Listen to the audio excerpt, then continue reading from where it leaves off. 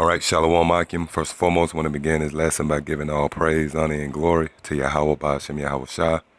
Double honors to the apostles and elders of Great Millstone. Also want to say Shalom to the sincere brethren out there that's laboring in his work and continue to push out this gospel in all diligence, truth, faith, and sincerity.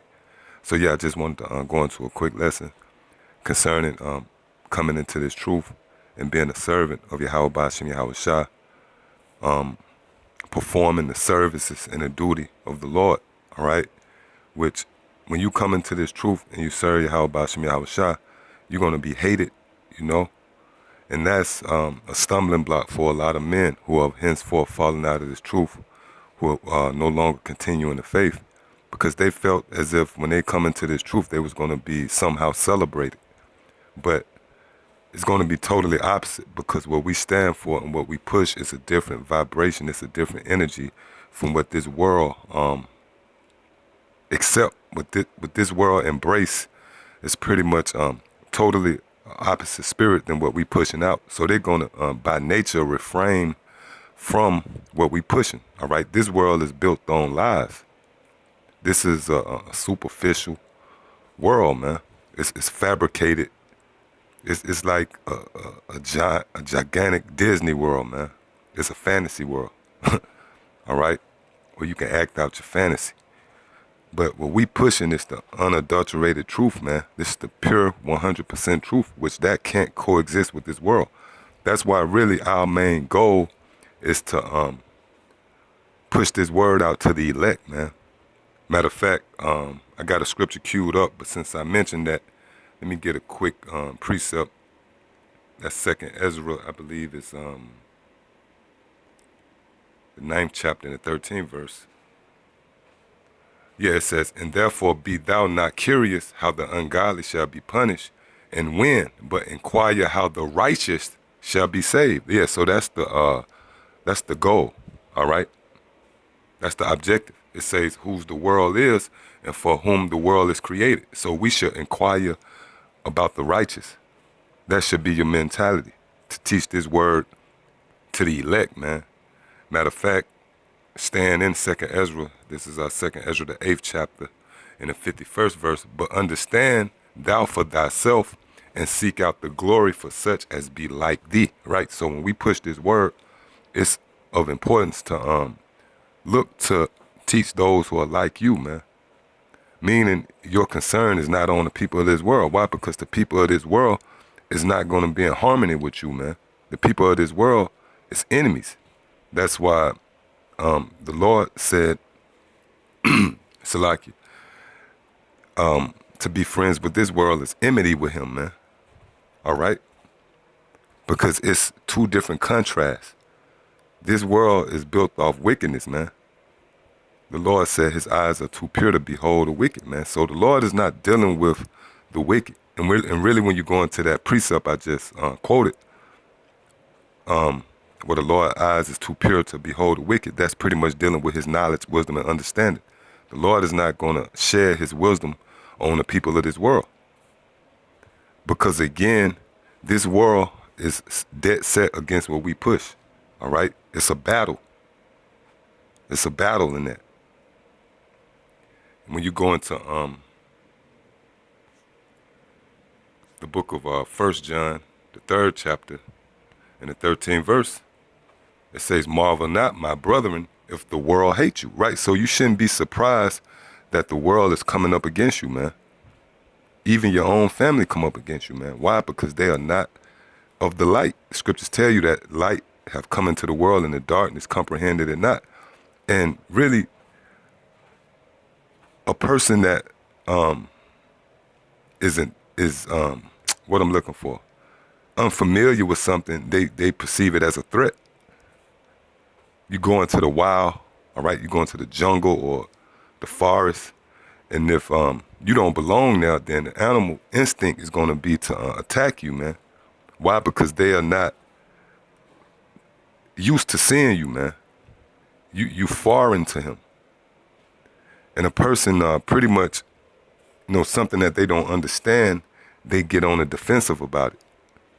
So that's pretty much this world. And not only that, what we teach pretty much put restrictions on this world. And this world is conditioned for you to do as thou wilt. You know, even amongst these so-called churches, you know, so-called Christianity, they subconsciously sear the people's mind with that you have your own will, all right?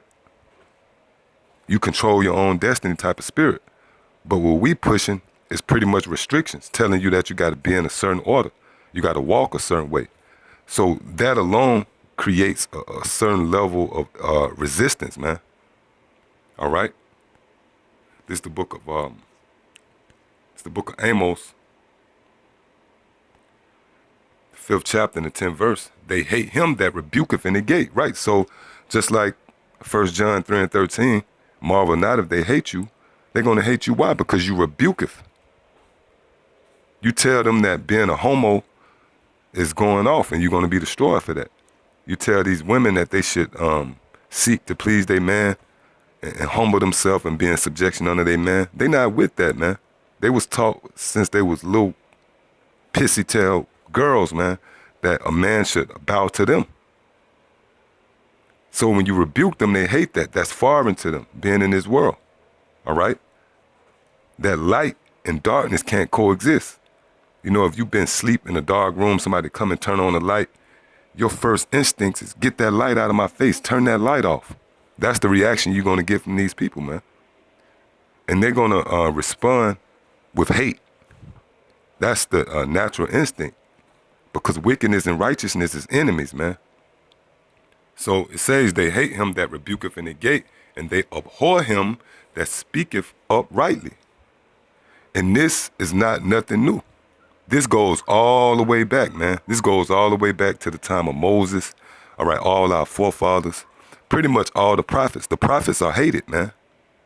The prophets are hated because the prophets come on the scene with a certain level of authority. The prophets had the authority to cuss you out. Why? Because we speak in the words of Yahweh Ba'ashem Yahweh Shah. But these people are carnal and they perceive you as being a regular man. Like, who are you to tell me what to do? All right? And I want to get an example of just that pure hate for the prophets, man.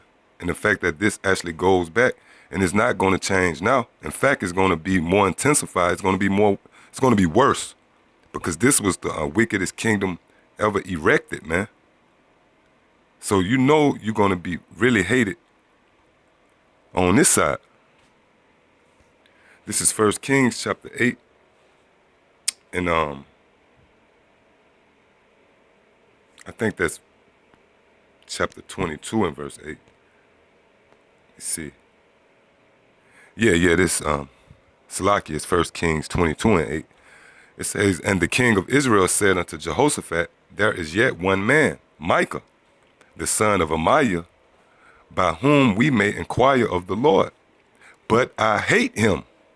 See? He was just being straight up and down about it. Look, I hate this guy, man. And he's going to go on and tell you why he hate him.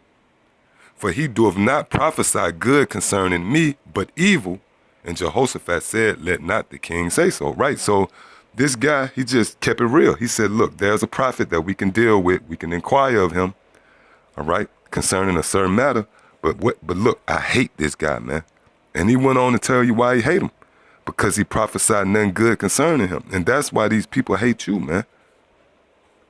That's why the average U.S. citizen, no matter the nationality, even amongst our people, especially amongst our people, they hate you, man. Because you prophesied nothing good concerning them. See, when we tell them that they're going to be liberated from under the foot of the so-called white man, hey, that they perceive that as not being nothing good. They want to continue to be under the foot of the so-called white man. That's why the Lord said, is Israel a homeborn slave, man? Because these people want to be guided and herded, man. They nothing but sheep. They don't know how to they don't want to accept responsibility, man, our people. They don't want to be the next rulers of this planet. They want to serve every God and every power and every structure and system but Yahweh Ba'ashem Yahweh Shai, where he's laid out, man. So when you tell them that they got to come from under that way of thinking and return to the Heavenly Father, right then you are going to be hated, man. And that it is what it is, man. Marvel not if the world hates you, man. And this includes your family, all right? Even the one that lies in your bosom. Because she want the perks of this world, man. She want to celebrate Christmas. She want to continue in the things, the traditions of her mother and her grandmother and so on and so forth, man. What's that? St. John, 15th chapter.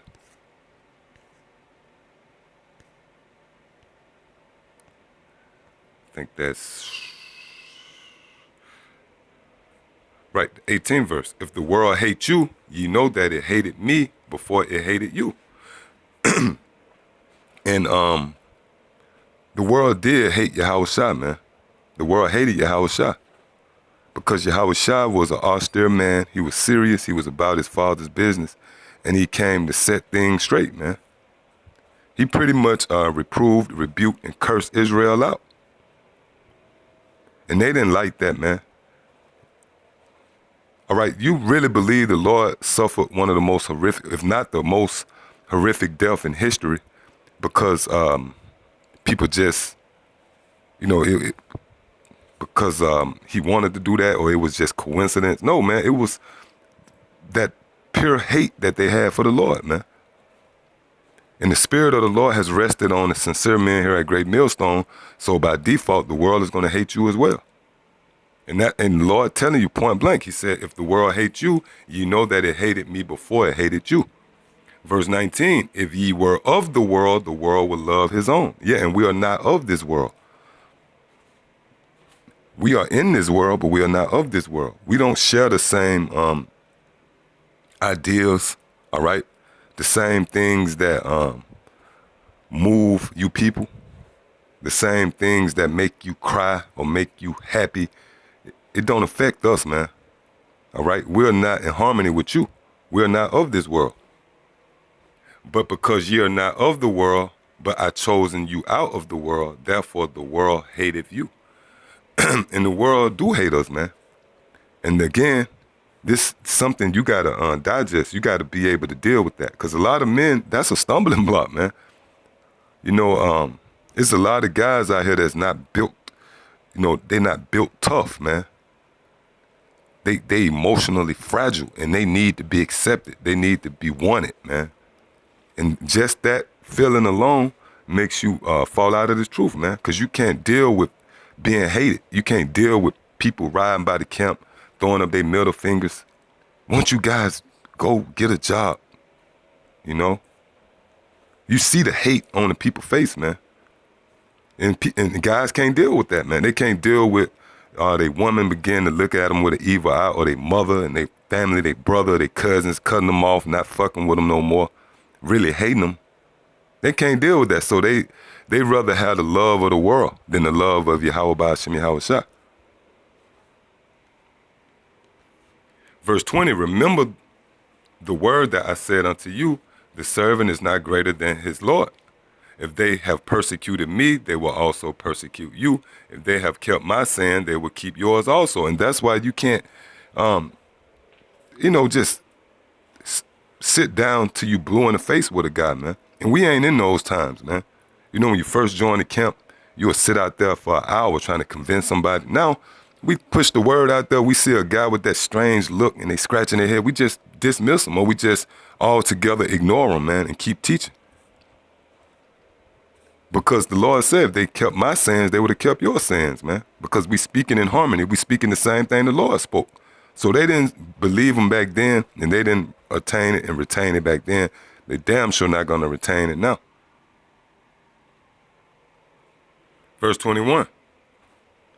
But all these things will they do unto you for my name's sake, because they know not him that sent me. And this goes all the way back before the foundation of the world, according to Ephesians, the 1st chapter, that the men of the Lord was predestined. So we know the Lord, all right? The Lord know us. When you really go into it, the Lord gave us to Yahushua. There were certain spirits created for salvation. And that can sound harsh, man. that can sound real harsh, man. Because everybody looking for salvation. Even a damn atheist look for mercy, all right? If an atheist, somebody draw a gun on him, that atheist gonna beg for his life, man. Even something you might deem as insignificant as a damn cockroach, he's not gonna sit there and let you squash him. That instinct of survival gonna kick in. He gonna scurry for his life, all right? So everybody wants salvation, but guess what? The cold, hard reality is, in this final judgment, when the Lord pour out his fury, he's reserved certain spirits to escape that. And those are the men that the Lord entrusted with his word, and they're going to be hated, all right? It's a spiritual thing. It's like envy. In the spirit, these people don't know why they hate you, man. You walk up in the grocery store. I was just talking to one of the Akim last night. I had met up with him. We was just chopping it up.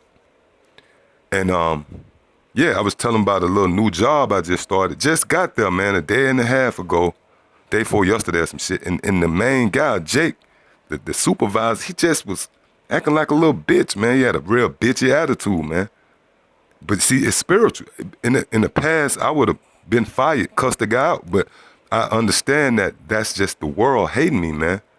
You know, that's just that spiritual battle, man. In the spirit, they know that we're not of the world. They know that in his spirit, he know that I want to see him be put to death, man. Why? Because they hate him that rebuketh in the gate. So yeah, that's pretty much it. Until the next time I say shalom.